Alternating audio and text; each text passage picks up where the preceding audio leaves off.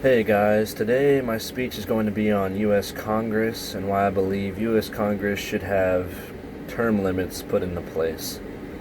Congressional appointments are not meant to be careers, but more often than not, we see that they are treated like careers. And I'll get into that in a bit. One quote that I have here from Mark Levin, page 21 of his writing that I cited earlier. Members of Congress could focus more on the issues instead of getting reelected. More often than not, we see these congressmen in office for 20 plus years, and it's more of a race of how can they get reelected instead of actually doing the job that they were elected for. Now, another quote that I have here from Jesse Altiero is, if the president has term limits, so should Congress. Now, that quote makes perfect sense to me. Like I said, these guys spend 20 plus years, and over time, the power seems to corrupt them.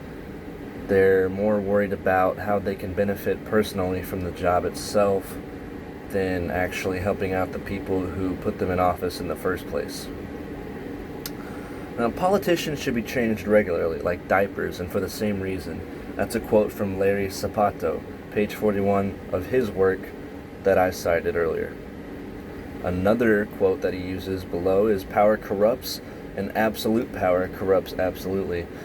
Both these quotes, both from Larry, go hand in hand into what I believe is necessary, why it's necessary for a term limit to be put in place. These guys who have been spending pretty big chunks of their lives in office in the same position, they're just feeding off of it. They're feeding off the position that they're in instead of actually changing things. American voters would have more faith in the government if they had a say-so in what goes on within the government. That's why I believe people should be able to vote for an amendment that will put these term limits in place. Now, American voters would have more faith in government if they had more of a say. That's a quote from Mark Levin from his book, The Liberty Amendments. Now, if American voters did have the power to vote in an amendment in the U.S. Constitution that would put term limits in for Congress, then I believe it would be a much more productive government in place because the members could focus on the job at stake instead of getting reelected, like I was talking about earlier.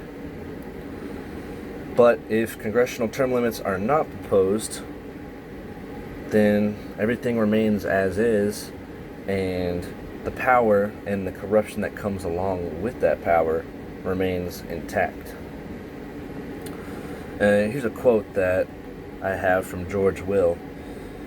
Term limits would restore the constitutional space intended by the founders, the healthy distance between the electors and the elected that is necessary for genuine deliberation about the public interest. Basically, in a nutshell, what that is saying is it's talking about how the Founding Fathers originally intended for we the people. They wanted people to have a say in what goes on. And with these term limits not being put in place, I just really don't see how people have a say in anything, really. It's more the government with the power in their hands. And I believe you guys should take action personally.